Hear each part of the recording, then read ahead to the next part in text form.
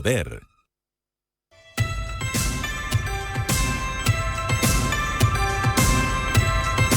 En la suma y resta, la economía es más que números. Patricio Eskenazi aborda desde ahora qué cosas están moviendo los mercados. En Infinita, los temas económicos, financieros, sociales y políticos son mucho más que números. Una presentación de Vilapert, Café Bistró, Claro, 2 años consecutivos como número 1 en portabilidad. Goldfields, valor más allá de la minería. Hyundai All New Palisade híbrido. La grandeza toma una nueva forma. Singular by Scotiabank. Rankme, Your People, Our Focus. Preuniversitario Gauss, con sus nuevas sedes en Chamicero, Montemar y Los Trapenses. Conéctate con la red de líderes de la FEN-U Chile. Y Salmon Chile, con orgullo desde el sur de Chile. ¿Cómo están, amigas y amigos? Bienvenidos a una nueva edición de Más que Números. El día jueves 26 de marzo, 9 de la mañana con 7 minutos. Benjamín Cantín, buenos días. Buenos días, Pato Eskenazi, qué gusto saludarte en este día jueves 26 de marzo, ya acercándonos al fin de semana. El ánimo comienza a mejorar, ahora sí, ya comienza a cambiar. Para ti empieza a mejorar el miércoles, para mí ya el jueves ya es un buen día. Totalmente, pensando ya que ya la próxima semana se termina este mes que ha sido realmente eterno, pasando muchas cosas. Y ahora, Pato, con la mirada puesta en lo que pasó hace algunos minutos en Lyon, en Francia, a propósito del juicio contra Nicolás Cepeda por el caso Narumi Kurosaki. Lo declaró culpable, cadena perpetua. Le dieron al chileno. Vamos a estar, por supuesto, profundizando a lo largo de la transmisión durante esta jornada lo que pasa ahí en Lyon, Francia, respecto a este caso que ha impactado a la comunidad también. Sí, totalmente, pues Benja. Oye, hoy día estaba leyendo uno de los portales de noticias que leo internacionales y me apareció una noticia que quise comentarte. Hoy día, exactamente hoy, hace 50 años atrás, ¿ya? La reina Isabel II se sentó frente al terminal en Malvern. ¿Qué año, perdón? El 76. Ya. Claro, hace 50 años atrás había en un teclado de computador una tecla cubierta de terciopelo. ¿Ya? Apretó un botón y terminó mandando un correo electrónico, que es el primer correo electrónico que mandó alguien de la realeza en la historia de la humanidad. ¿Ah? A propósito de eso, ¿tú sabes cuántos correos recibe una persona promedio en el Reino Unido? Al día. Al día. No sé, ¿más de 10? 117. Chuta, caleta. 117. Oye, y 40% de las personas se levanta antes de las 6 de la mañana a revisar los correos. Esta cuestión es una enfermedad, o sea, todos la sufrimos. Algunos juegan con el Instagram, otros con los correos, pero al final estamos casi todos totalmente adictos a las pantallas. Sí, esa es la adicción. A las pantallas es una manera que creemos que nos lleva a poner la cabeza en blanco, a hacernos los locos con lo que pasa, sobre todo cuando uno tiene como mucho problema, qué sé yo, se hace el gil y se pone, algunos juegan Candy Crush o algún equivalente, otros hacen scroll con el Instagram, otros se meten en los correos y los absorbe el trabajo y qué sé yo. Bueno, yo me acuerdo perfectamente bien mi primer correo, de eso estaba pensando. ¿A quién le mandaste tu primer correo? Mira, un amigo mío de mi infancia, que hoy día es profe de la FEN, Gabriel Weintraub, le mando cariños también. Él estudiaba ingeniería en la Chile y yo había recién entrado a la FEN. ¿Ya? Y me acuerdo que, nos dieron un email. ¿Ya? O sea, esto fue en el año 94 y yo no tenía idea qué me estaban dando. Y mi amigo me dice, oye, tú tienes acceso a Reuna, creo que se llama, la red universitaria, para conectarse, que era como un servidor especial para Chile. Y yo le digo, no tengo idea de qué me estás hablando. Y me dice, no, es que hay emails, me trata de explicar lo que es un email. Y me dice, mira, haz todo esto, una serie de conexiones, pantallas negras que tenés que escribir como código. Sí. O sea, una cuestión onda, pero DOS, dificilísimo. Y finalmente me llega un mail de él. Y yo mando un mail desde mi casa, porque desde la universidad se podía, que tenía apoyo, pero conectarte a la red Reina de la casa 94 para mí por lo menos era como una odisea. Luego de lo cual yo le digo, ¿y para qué me sirve esto? O sea, ¿qué se hace? ¿Qué ya, hago? o sea, ¿y qué tanto? Y me acuerdo perfecto que algunos años después, 5 años después o qué sé yo, cuando se empezó a masificar el correo, los que estaban muy nerviosos eran todos los negocios relacionados al correo tradicional, o sea, onda, correos de Chile. A las cartas, claro. A las cartas, vamos a quebrar, pensaban, porque si hasta ese entonces la usanza era mandar cartas en papel, donde tú ibas al correo, comprabas una estampilla, la metías en un sobre y mandabas todo por un buzón, por un correo, y ese era el negocio, y las encomiendas también y todo, bueno, pensaban que a propósito del correo electrónico este negocio de correos iba a quebrar. ¿Qué pasó, Benja? Todo lo contrario. ¿Por qué? Porque la comunicación aumentó muchísimo, se potenció el comercio internacional, lo que recién mencionaba, encomiendas, paquetes, compras de otros países y todo. Al final el comercio terminó creciendo mucho gracias al email. Así que bueno, hace 50 años la reina Isabel II mandaba su primer correo, yo lo mandé el 94. En ese sentido estamos iguales, los dos hemos mandado correos, solo que yo no soy rey todavía. No estoy ni siquiera en la línea. Eres el rey de la frecuencia modulada a esta. Excelente.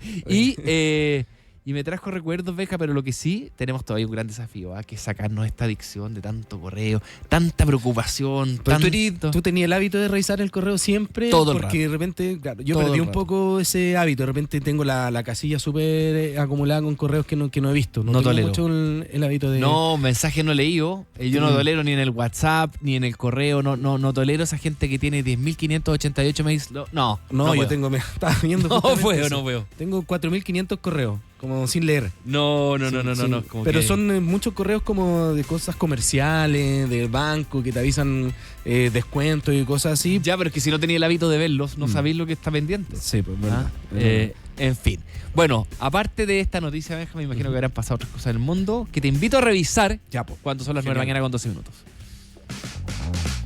Claro, revisamos el resumen de mercado este día jueves 26 de marzo del 2026. Wall Street cerró ayer en Estados Unidos con ganancias en una jornada marcada por un mayor optimismo en los mercados internacionales. El Standard & Poor's 500 subió un 0,54, el Nasdaq avanzó un 0,77 y el Dow Jones ganó un 0,66. El mercado, Pato, reaccionó de otra manera, de manera positiva, señales de menor tensión geopolítica, aunque sabemos se mantiene la cautela ante el impacto que podría tener el conflicto en la inflación y en las tasas. Así es. Voy a contarles inmediatamente lo que está pasando en Europa. ¿Ya? No, en Asia primero. En Asia mejor, sí. En Asia. Los mercados cerraron mayoritariamente a la baja, reflejando una toma de utilidades y cautela. Bueno, Trump dice una cosa, Irán contesta, uno no sabe. Es que acá también la guerra es comunicacional, entonces están tratando de generar expectativa y puro bluff. El Nikkei de Japón cayó un 0,27, el Topix retrocedió un 0,22, mientras que el Hansen de Hong Kong perdió un 1,89 y el CSI 300 de China bajó un 1,32. El Kospi de Corea del Sur. Buena caída se pegó, ¿eh? Buena caída, Sí. 3,22. Ha estado muy volátil, sigue siendo la bolsa que más ha subido. Y el Nifty de la India destacó con un alza del 1,72. Acá en nuestro país, Pato, ya vamos con los mercados en vivo. La Bolsa Santiago, mira, logró recuperarse tras un par de jornadas de caída. El IPSA subió un 2%, cerró en torno a los 10.409 puntos, impulsado principalmente por SQMB. Banco de Chile, dos de los papeles, ¿no?, con mayor peso en este índice, un movimiento que se da en medio de un contexto aún marcado por el impacto del alza de las bencinas, los combustibles y también lo que conocimos ayer respecto a las nuevas proyecciones del Banco Central publicadas en su primer informe en IPOM de este 2026. Sí, los futuros de Estados Unidos, te decía, tú algo mencionaste pero quiero actualizar. 0,9% cae el Dow Jones, lo mismo que el S&P. Futuros de índices americanos están cayendo un poco menos de un 1%, un poco más de un 1% están cayendo los futuros del Nasdaq. Y el dólar en nuestro país, Benja, subiendo 8 pesos. 8 pesos en relación al cierre de ayer. 925 pesos con 30 centavos es al nivel al que se están transando a esta hora. Oye, materias primas, el petróleo vuelve a subir y se ubica en torno a los $103 el Brent, mientras que el WTI, que es el de referencia para nosotros, se acerca a los $94 el barril, reflejando, claro, la incertidumbre en torno al conflicto en Medio Oriente. Y el cobre, lo vi hace un ratito, se mantenía en torno a los $5.54 la libre, con leves variaciones. Sí, pero te cuento una, entre comillas, buena noticia del mercado del petróleo y con esto introducimos nuestra conversa que viene a propósito del MEPCO. Está alto todavía el precio, o sea, está en torno a 100 el Brent y sobre los 90 el WTI, cierto. Pero si tú miras los precios de los contratos a futuro, todos los meses hacia adelante, hay precios futuros. O sea, si tú quieres comprar el petróleo spot, hoy día el Brent cuesta 100. Pero si lo quieres comprar a mayo, vale 93. Y si lo quieres comprar, por ejemplo, a octubre, vale 85. Y si lo quieres comprar a diciembre, vale 80. Entonces Entonces hay una curva de precios de contratos futuros Qué interesante. que está lo que se llama en backwardation, o sea, los precios futuros están más bajos que el nivel actual, que se llama spot.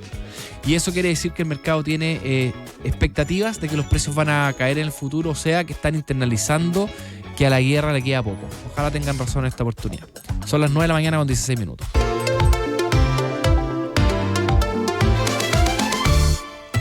Vamos a seguir hablando del petróleo, pero con las implicancias que tiene en nuestro país, porque bueno, ya todos sabemos que Hacienda hizo unos cambios en el MEPCO, lo que permitió que se liberalizara el precio en 370 pesos en el caso de las bencinas, 580 en el caso del diésel.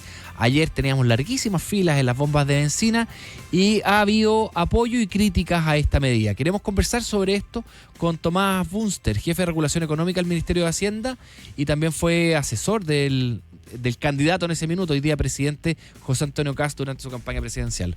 Tomás, muchas gracias por conversar con nosotros aquí en Más que Números. Buenos días. Buenos días, Patricio, Benjamín, ¿cómo están? Bien, súper. Oye, bueno, se pudo haber hecho de otra manera, Tomás.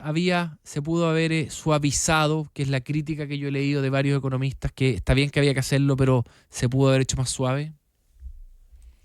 A ver, primero señalar algo. El MEPCO no se ha cambiado, no se ha modificado. El MEPCO es una ley que existe desde el año 2014 y se aplicó dentro de las mismas cláusulas que esta ley establece.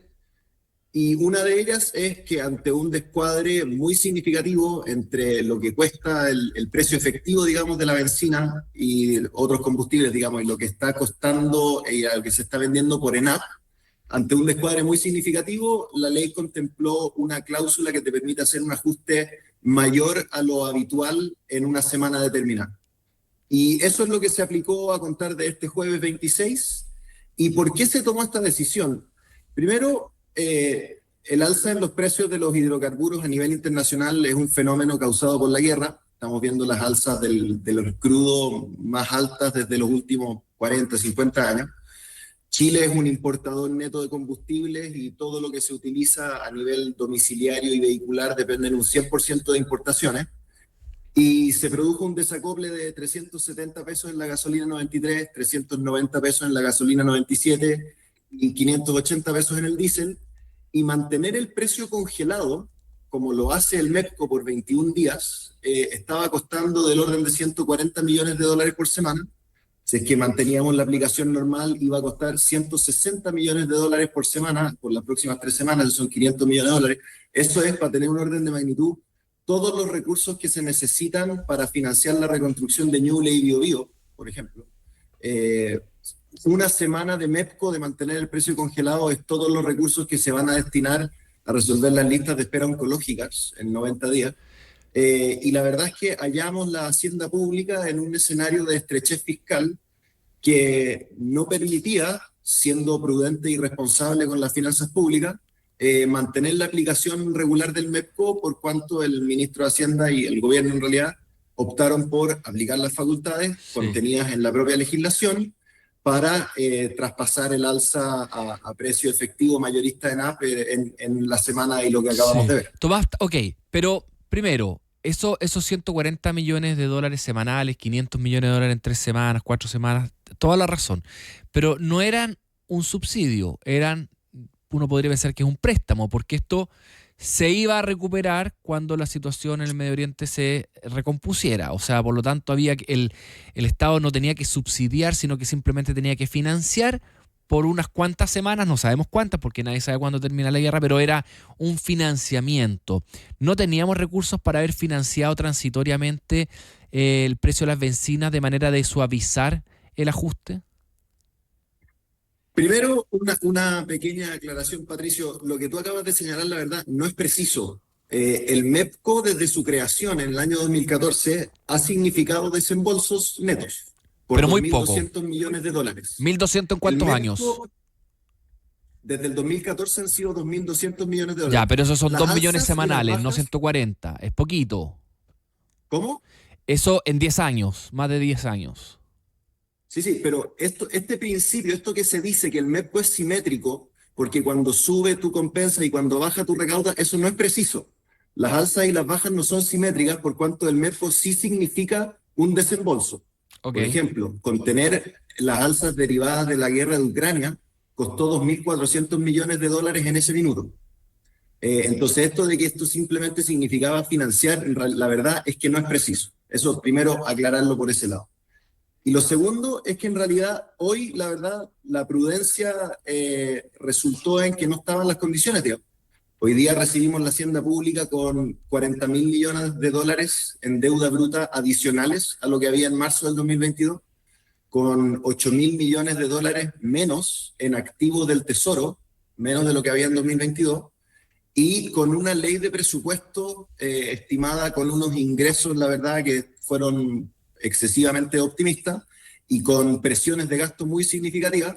De hecho, la posible necesidad de recursos derivadas del MEPCO no estaban provisionadas en esta ley de presupuesto, a diferencia de lo que se había hecho en otros años, por cuanto la decisión prudente y responsable era simplemente no apostar a cuánto iba a durar la guerra y si es que la guerra va a durar mucho o poco, digamos. Eso no pareció prudente y por eso se tomó esta definición. Ya, Tomás Bunster, jefe de regulación económica del Ministerio de Hacienda. Hablemos de prudencia.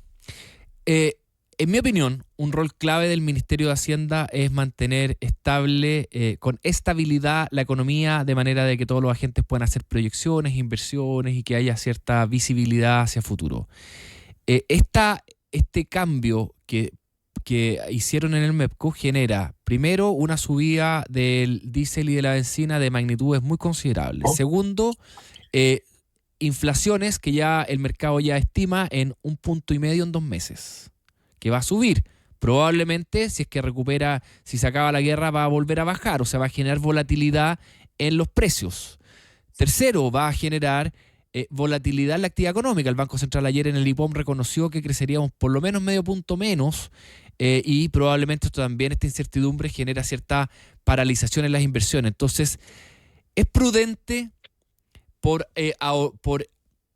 ahorrar, si es que, y lo digo entre comillas, este financiamiento transitorio en el MEPCO, generar esta volatilidad en la macro, Tomás. A ver, primero, esto es absolutamente indeseado y responde, la verdad, a un contexto geopolítico que ha estado muy volátil, del que Chile, al igual que todo el resto del mundo, está sufriendo sus consecuencias, digamos. Los efectos en el alza de los precios de los combustibles y las presiones inflacionarias, incluso las menores proyecciones o los ajustes a la baja en las proyecciones de crecimiento son un fenómeno que está afectando al mundo entero y no solo a Chile.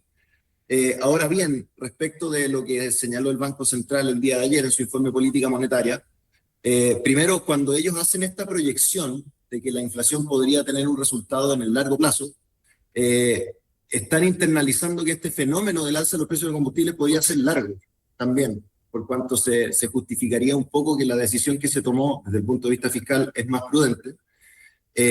Y respecto de la inversión, la verdad nosotros tenemos, en realidad, lo que el IPOM solo puede mostrar es lo que está oficializado de alguna manera en el decreto del ajuste de la componente variable del MEPCO o en el oficio de ajuste fiscal, pero no puede contemplar cosas que no están realizadas como proyectos de ley o otras materias que todavía no se ven.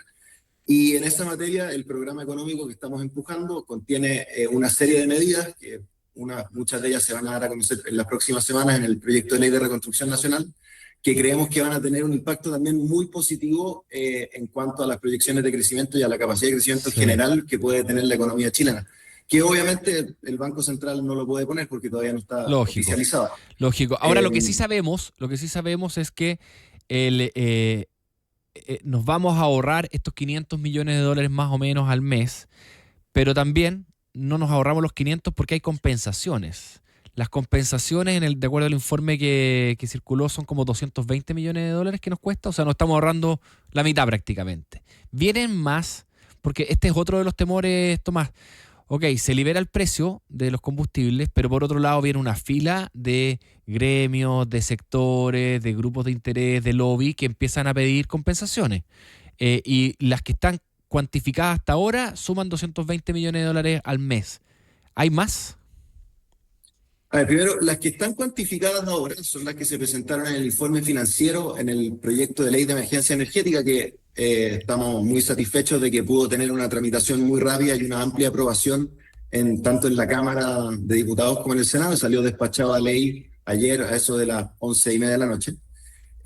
Y en ese proyecto de ley están contenidas dos medidas. Primero, el congelamiento del precio de la parafina. Funciona por un mecanismo aparte, no por el MEPCO, se llama el FEP, el Fondo de Estabilización de los Precios del Petróleo. Y eso para mantener hasta el 30 de septiembre estabilizado el precio de la parafina en el precio que tuvo en febrero de este año, cuesta del orden de $60 millones. También está contenido en ese informe el bono a todo taxi, colectivo y bus de transporte escolar, que tiene un orden de magnitud también de $60 millones, pero esas medidas están financiadas, y están financiadas por un régimen transitorio de reducción del crédito contra el impuesto específico de los combustibles, al que no estaban afectos grandes sectores industriales, como la minería y forestal, que por los próximos 6 meses también van a contribuir al financiamiento de estas medidas. Entonces, el paquete que se presentó ayer al Congreso y que se aprobó es fiscalmente neutro. Ahora bien, me permito señalar una cosa. El apoyo de esas medidas, por ejemplo, solamente las dos que estoy mencionando, que están en el informe financiero, que tienen un costo total de $120 millones, eso es por los próximos 6 meses, ¿ya? El MEPCO a la semana, entre el 26 de marzo y el próximo jueves, habría costado 160. O sea, una semana de MEPCO equivale a los próximos 6 meses de las medidas que pusimos en el proyecto de ley. Okay. O sea, son órdenes de magnitud muy distintas. Total. El MEPCO completo en su aplicación regular podría haber costado del orden de $4.000 millones. Esas son las estimaciones nuestras.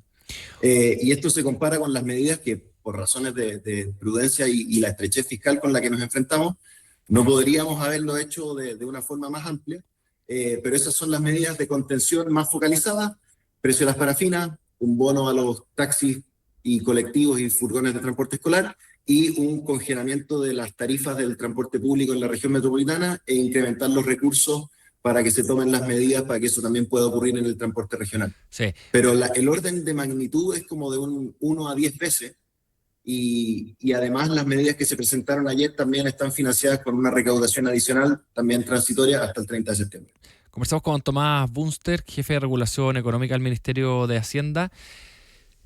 Algunos creen que estas medidas pueden afectar tanto la popularidad y el capital político que podría poner en riesgo medidas más importantes, más estructurales, anunciadas durante toda la campaña del presidente Kast, como por ejemplo la baja de impuestos corporativos o la reintegración del sistema. ¿Evaluaron eso como dentro de los escenarios de riesgo, Tomás, antes de decidir liberalizar los precios de los combustibles?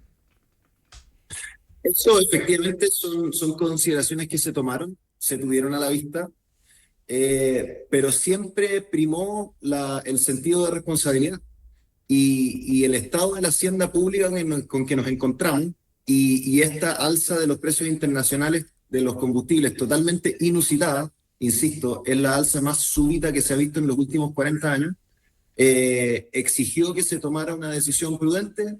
No estábamos en condiciones de apostar a que la guerra pasara pronto, a esperar que esto fuera un fenómeno transitorio y que recuperáramos las condiciones normales en solo 3 semanas. Y se optó por eso porque era la única medida que vimos posible en este minuto, porque no estábamos en condiciones de apostar o estar siguiendo opiniones de un lado o de otro. Y efectivamente puede tener un impacto, pero ayer tuvimos una tramitación tanto en el Senado como en la Cámara bastante favorable, y creemos que hay espacio para poder seguir avanzando con las otras medidas, y en todo caso estamos absolutamente abiertos al diálogo y tramitar este proyecto de ley de reconstrucción nacional con todos los consensos que se tengan que requerir, digamos. Sí. Pero eso lo veremos ya en las próximas semanas cuando comencemos con esa discusión.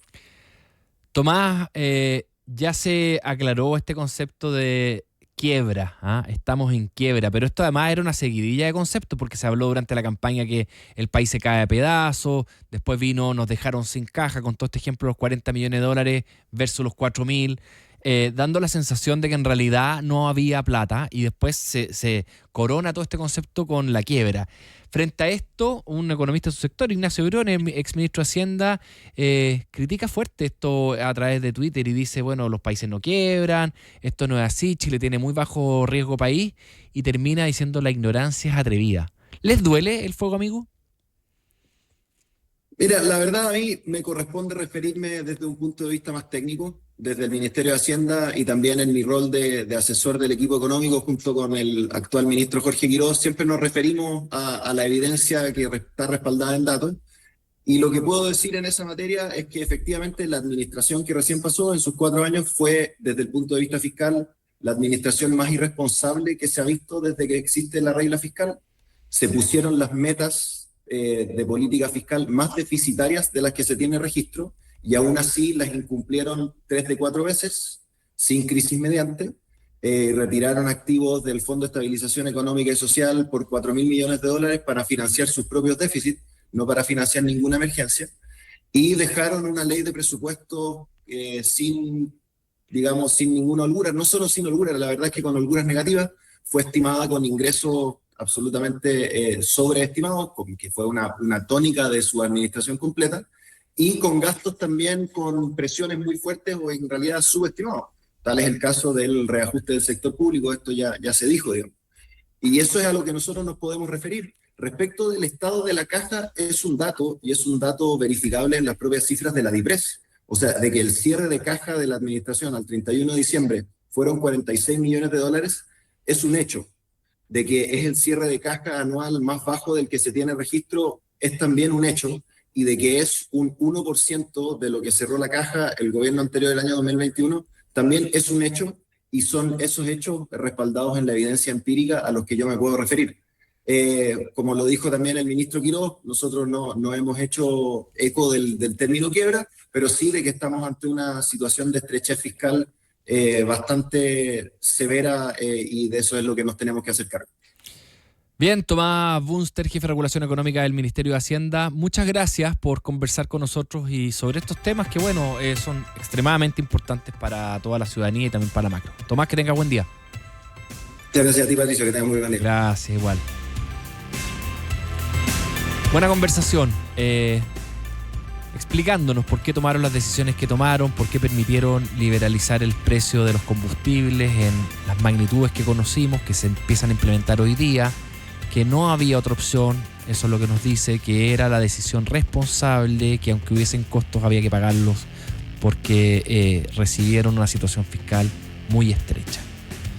También les quiero contar que Claro renovó completamente su red con 5G. Y ojo, por segundo año consecutivo es líder en portabilidad.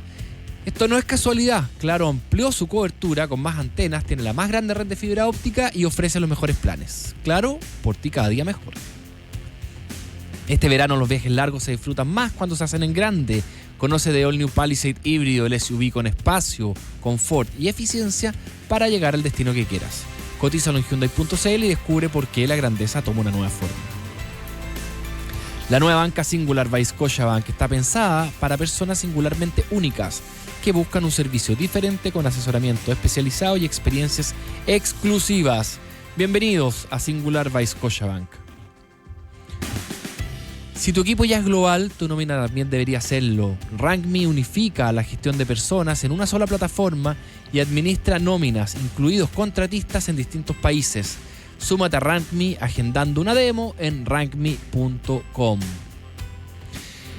Vilapert te invita a conocer su renovado local de Puerta Los Trapenses, un lugar cómodo, espacioso y acogedor con la misma calidad de siempre. Vilapert, cada día más guapo. Visítalos en José Alcalde Délano, 10.581, Lo Barnechea. Esto es el Strip Center en Puerta Los Trapenses, donde está la clínica Metz. ¿Sabías que Chile es uno de los principales productores de oro del mundo? Parte de ese impulso nace en Atacama, donde Goldfields produce oro a más de 4.000 metros de altura con su operación Salares Norte. Goldfields, creamos valor que perdura más allá de la minería. En Preuniversitario Gauss están tan comprometidos con tu futuro que aseguran tu ingreso a la universidad con una garantía del 100%. Conoce las bases en www.preugauss.com/garantía. Preuniversitario Gauss, tu mejor opción. Innovación, liderazgo y compromiso. Los egresados de la FENU Chile han impactado el mundo de los negocios y las políticas públicas. FENALUMNI los reúne en la red de egresados más grande del país. Infórmate en fen.chile.cl. ¿Sabías que el salmón es el segundo producto más exportado por Chile después del cobre? Y que desde el sur del mundo se cultiva una de las proteínas más nutritivas y con menor huella de carbono del planeta. con orgullo, desde el sur de Chile, Salmón Chile. 9 de la mañana con 36 minutos, hacemos una pausa. A la vuelta vamos a estar hablando sobre el IPSA, sobre el impacto que ha tenido el MEPCO, a algunos ganadores, perdedores, en fin, sobre las oportunidades de inversión que ofrece nuestro mercado local en el contexto actual. Ya volvemos. Proyectamos la economía y los mercados, más que números, en Infinita, con Patricio Eskenazi. En uno de los rincones más aislados del planeta, más de 86.000 personas transformaron el talento del sur en el segundo producto más exportado de Chile. Hoy, el salmón chileno llega a más de 100 países.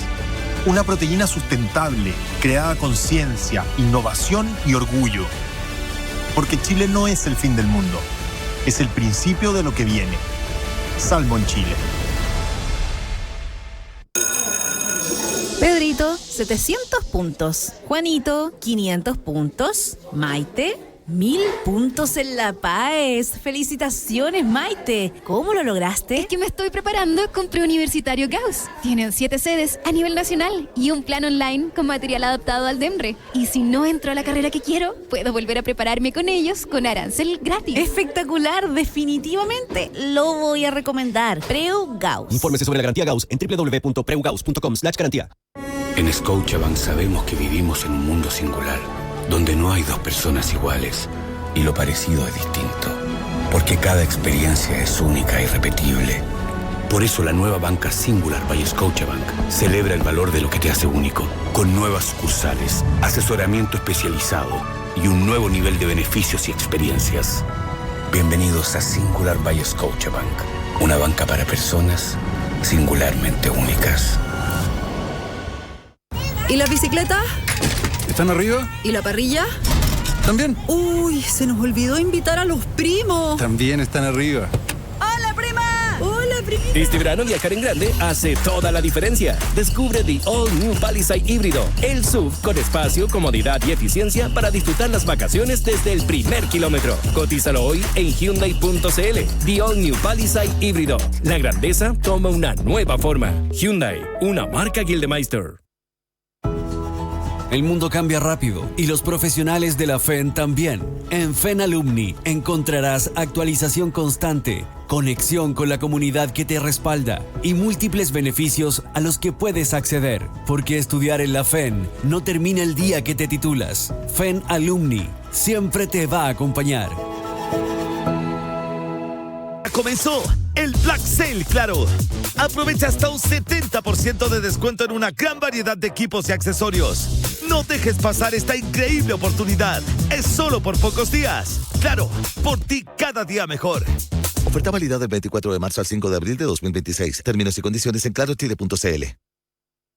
Ahora Dr. Simi enseñará la nueva forma de ahorrar. Vamos todos, 1, 2, 3. Vamos para abajo.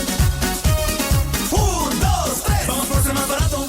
De martes a domingo en Farmacias del Dr. Simi, al llevar 3 productos iguales y aquellos productos participantes en la promoción, obtienes un 33% de descuento en cada uno de ellos. Consulta por los productos que entran en la promoción. Revisa términos y condiciones en farmaciasdoctorsimi.cl. Vigencia durante todo 2026.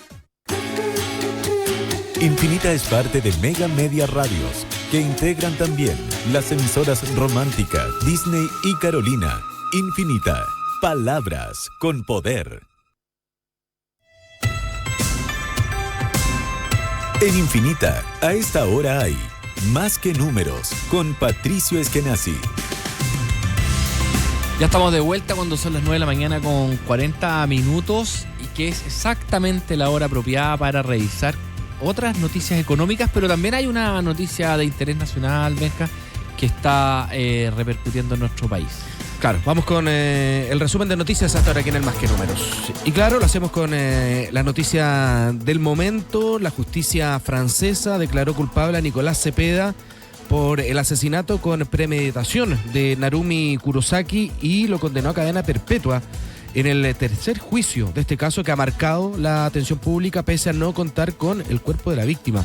El Tribunal de Lyon, en Francia, también fijó indemnizaciones económicas para la familia de la joven japonesa, mientras la defensa del chileno cuenta con un plazo de 10 días para recurrir ante el Tribunal de Casación, lo que podría abrir ahí un nuevo capítulo judicial.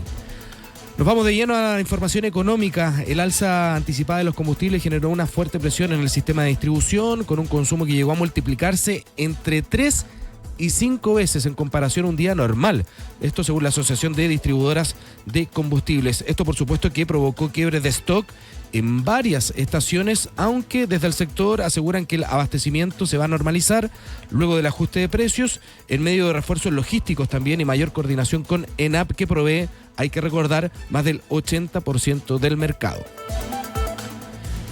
En otras informaciones, el proyecto conjunto Andina Los Bronces entre Codelco y Anglo American sigue avanzando tras obtener las autorizaciones de libre competencia, lo que va a permitir aumentar en 120.000 toneladas anuales la producción de cobre fino entre los años 2030 y 2051. La iniciativa, además, contempla generar más de $5.000 millones en valor antes de impuestos, con menores costos operacionales y sin requerir grandes inversiones adicionales, mientras las compañías avanzan en su tramitación ambiental y estructura operativa. En su primer día al mando del Servicio de Impuestos Internos, Jorge Trujillo pidió la renuncia a 3 subdirectores, todo en medio de los cambios que exige la nueva ley de cumplimiento tributario. El nuevo director, designado por el presidente José Antonio Kast mediante una de las nominadas balas de plata, tendrá como principal desafío implementar la reforma tributaria del gobierno, que incluye una rebaja del impuesto corporativo y un fortalecimiento de la fiscalización. Y por último, les contamos que el gobierno oficializó el nombramiento del abogado Fernando Riveros como nuevo superintendente de salud, utilizando también el mecanismo excepcional de designación directa. Riveros cuenta con amplia experiencia en la regulación y fiscalización del sector, habiendo sido fiscal del organismo y desempeñando diversos cargos en el ámbito público y académico, en un contexto donde la autoridad sanitaria tendrá un rol clave en los cambios al sistema de salud Pato Eskenazi. Bien, pues muchas gracias, Benja Cantín, 9 de la mañana con 43 minutos.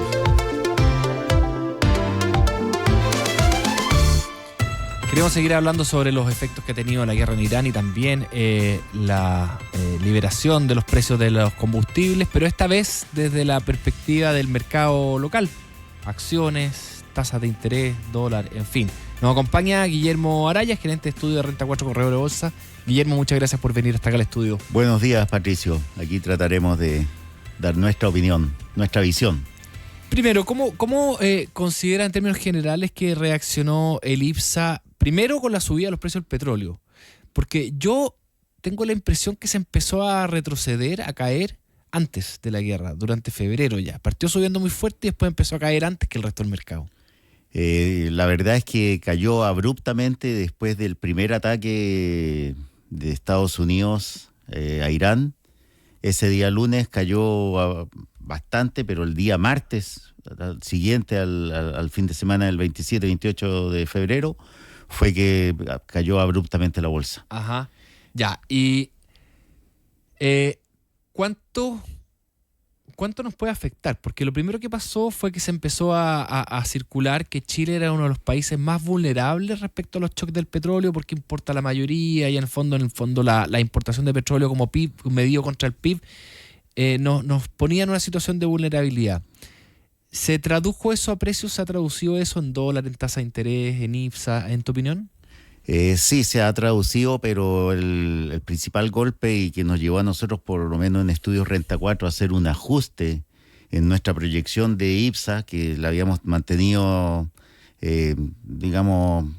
fija en 11.750 puntos, fue la decisión de no utilizar el mecanismo del MEPCO, rebajando de alguna manera, por ejemplo, el impuesto a los combustibles. ¿Por qué? Porque se aplica 6 UTM por cada metro cúbico en la gasolina y 1,5 UTM por metro cúbico en el diésel, y eventualmente un exceso de precio, un alza de precios significativa podría haber llevado a que se bajara de alguna manera el impuesto específico a los combustibles transitoriamente, recaudar menos, más que estar desembolsando dinero, haber recaudado menos, y de esa forma haber morigerado o amortiguado el alza del precio de los combustibles. Pero esta alza tan fuerte, sumado al ajuste de 3% de todos los ministerios, el ajuste de 3%, estamos hablando de casi 2.600 millones de dólares, y eso también repercute en la actividad. Es plata que no entra a la economía. Claro, es plata que no entra a la economía, es menor dinamismo, entonces se están sumando dos ajustes importantes y eso nos llevó a nosotros también a ajustar nuestra proyección de IPSA de 11.750 a 11.250. Tampoco es un ajuste tan significativo, pero sí esto nos dice que estamos esperando de aquí a fin de año un alza apenas un 8% para la bolsa durante el resto del año. Ahora, sí estimamos que ha habido acciones que han sido excesivamente castigadas a pesar de estar protegidas. Ya.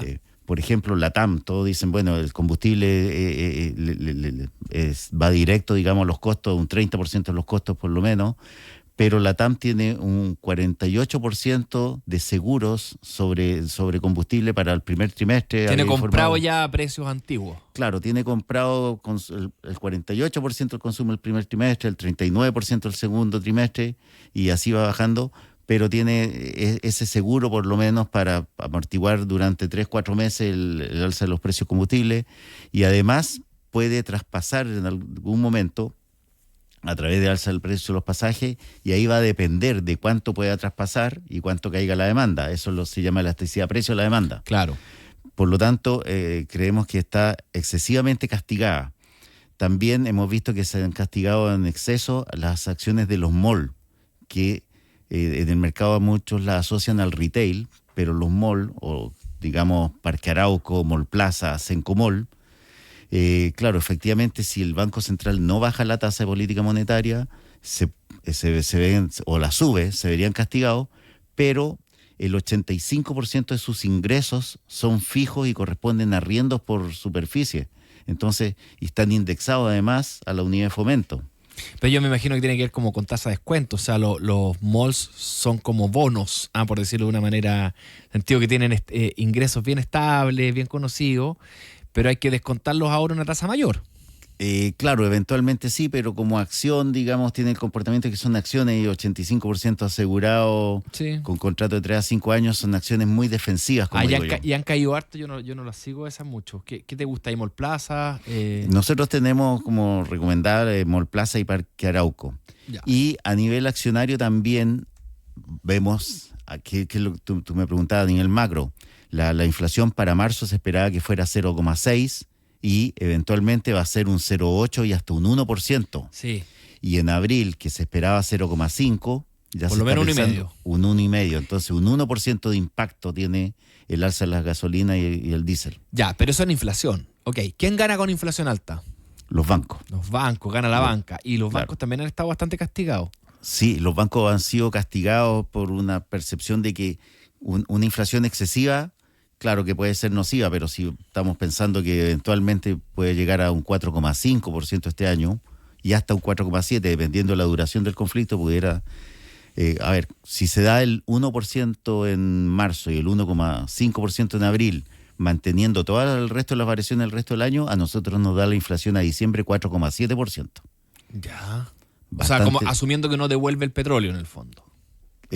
No, asumiendo que no tenga un impacto. ¿Por qué? Porque los precios también, por ejemplo, supongamos una persona que hace fletes o la persona que hace el transporte escolar.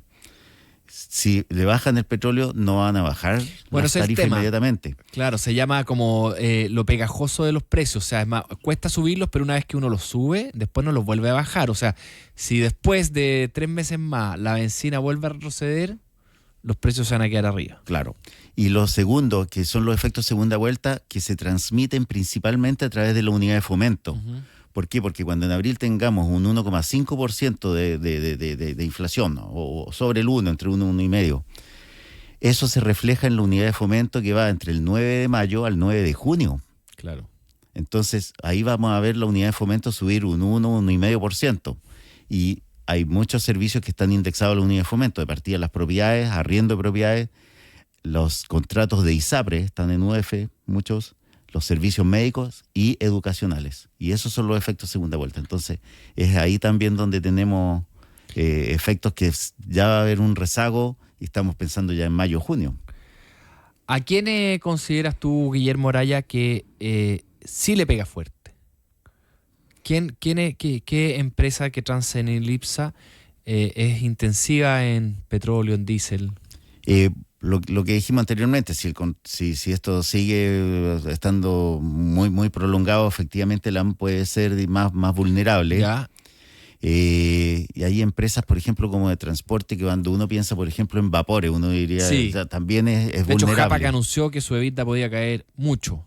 Claro, pero ahí hay un efecto que también con la guerra, y ya está cerrado, digamos, el canal de Suez, y este paso por el estrecho de Hormuz hace que las tarifas internacionales de los portacontenedores también estén subiendo. Entonces, eventualmente, si esta situación crítica se sigue prolongando, las tarifas también de los fletes pueden subir. Entonces, puede compensar o más que compensar. Entonces, eso ya pasó para la pandemia. Claro, para la pandemia, pero también está pasando que se mantiene desde que se cerró, digamos, el paso por el canal de Suez. Los barcos tienen que pasar por el sur de Sudáfrica, por el Cabo de Buena Esperanza. Entonces, dar una vuelta larga, eso significa un 3 o 4% más de demanda de flota. Ajá. ¿Qué es lo que también nosotros pudiéramos ver, vamos a empezar a sensibilizar? Es el retail de consumo discrecional, es decir, el que no es esencial. Yo puedo dejar, por ejemplo, a lo mejor postergar la compra de prendas de vestir, postergar la compra de un televisor, y en ese sentido también vamos a empezar a prospectar qué pasaría, por ejemplo, con un Cencosud, un SMU. ¿Por qué? Porque Cencosud tiene el 50-60% de su EBITDA por supermercados. Entonces, dependiendo de lo que se prolongue la guerra y sus efectos, eventualmente las empresas de consumo básico o SMU que quizás, más, que es puro supermercado, son más resilientes. Claro, y en SMU, claro, la acción se ha visto castigada porque su controlador ha vendido, digamos, acciones para cumplir otros compromisos financieros. Pero puede ser también que SMU, que es dueña de Mayorista 10, no solo Supermercado Unimark, sino que Mayorista 10, que vende en forma más masiva y a precios más bajos, también se vean favorecidas. Entonces, hay que ir readaptando este nuevo portfolio, pero nosotros decíamos, los malls no se deberían ver afectados, más allá que uno dijera, oye, como un bono debería valer menos, pero el 85% de los contratos son fijos, los bancos favorecidos. ¿Y por qué nosotros vemos esto? Porque las acciones han sido excesivamente castigadas. Conversamos con Guillermo Araya, gerente de estudio Renta 4, Corredor de Bolsa. A propósito de acciones castigadas, Cencosud ha caído 22% en un mes. ¿Por qué tanto? Precisamente porque se dieron un ajuste en el consumo, y yo creo que también había un trade-off entre comprar Falabella o comprar Cencosud, y los números de Falabella del primer trimestre fueron espectaculares, en el sentido que mejoró su margen de EBITDA desde el primer trimestre de 2024 de un 9,1 a más de un 14%. Entonces también hay un trade-off, hay un intercambio de los inversionistas, decir, bueno, si voy a estar en alguna de las dos de mayor capitalización bursátil del retail, ¿en cuál estoy? Y en ese sentido, Cencosud ha sido un poco más castigada. Pero si se da este nuevo escenario, pudiéramos ver también un cambio desde el retail tradicional hacia esta empresa que es más defensiva. Guillermo, ¿tus 3 acciones favoritas? Con todo lo que ha sido castigada la TAM, que llegó a estar en 29,5 pesos. Sí. Y ahora está en 22,7. Claro, entonces estamos hablando de un castigo de 30%, más que asimilado, un precio del petróleo incluso sostenidamente alto. La TAM, Banco de Chile y Mallplaza.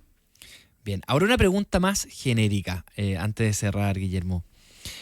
El mercado empezó a anticipar que podía ganar José Antonio Kast y traer noticias más pro mercado, y empezó a premiar eso. El IPSA el año pasado rentó 50 y tanto %, todo bien. En enero llevábamos 10%, incorporando todas las cosas positivas que se esperaban que se implementaran en este gobierno. ¿Tú crees que, a propósito de la guerra por una parte, pero también del MEPCO, el cambio de expectativas que se anuncia ayer en el IPOM, donde vamos a tener más inflación y menos crecimiento, y otras cosas que están pasando, pueden llevar a que las expectativas bajen y por lo tanto haya que seguir ajustando los niveles esperados de IPSA y de los precios objetivos de las acciones? Bueno, nosotros ya ajustamos nuestro IPSA. Aquí hay factores que también hay que considerar. Cuando hoy día tenemos un escenario de guerra, se supone que las administraciones, los países toman medidas que son contracíclicas. Entonces, cuando estamos pensando en un ajuste fiscal en circunstancias que el precio del petróleo nos está generando inflación, que va a generar menos consumo, entonces yo en vez de suavizar o morigerar, digamos, el efecto de un shock externo, lo estoy acentuando. Entonces, en ese sentido, a lo mejor una obsesión por mejorar las finanzas fiscales en momentos de crisis sea algo que acentúa la caída más que beneficiar, amortiguar el shock. Yo estoy de acuerdo contigo, eso es lo que le planteé a Tomás Bunster en la entrevista anterior. O sea, uno de los roles claves de Hacienda es mantener estable la economía. Y esto lo que va a hacer es que va a llevar la inflación para arriba, fuerte, 1,5 puntos. Si los precios devuelven, la va a hacer caer 1,5 puntos. Va a generar también volatilidad en la actividad económica y eso es lo que uno no quiere. O sea, las inversiones, todo depende de la visibilidad que uno tenga para adelante, de la estabilidad en la economía, y acá esta medida yo creo que está haciendo lo contrario. Claro, y aparte que también yo creo que un poco el discurso, cuando uno empieza a decir reiteradamente que estamos en crisis, que está ajustado, hay que pensar, por ejemplo, en Estados Unidos, que está bien medido, el consumo representa 2/3 del PIB. Si yo a las personas le estoy diciendo que se viene un escenario crítico, difícil, las personas dejan de consumir, y esto va a contraer aún más el PIB. Entonces, yo creo que aquí debe haber un discurso también de optimismo, decir, bueno, vamos a mejorar gestión. Por ejemplo, yo creo que el acento se debería poner en mejorar gestión más que tanto en ajustar las cuentas fiscales. Muy de acuerdo. Guillermo Araya, gerente de estudios en Renta 4 Corredores de Bolsa, muchas gracias por venir al estudio a conversar con nosotros. Muy amable, Patricio. Gracias. Un gusto. Bueno, usted puede, si no alcanzó a escuchar toda la conversación con Tomás Bunster de Hacienda al principio y con Guillermo Araya Renta 4 ahora, la puede revisar tanto en infinita.cl como en YouTube. Fácil, se suscribe nomás a la radio o va a buscar ahí, está todo guardado. Transmitimos en vivo, después queda guardado. Musiquita, Marito. 9:58, empezamos a despedirnos escuchando a los fabulosos Cadillacs. Malbicho es una de las canciones que van a escuchar a las 8 de la noche con Ignacio de la Maza.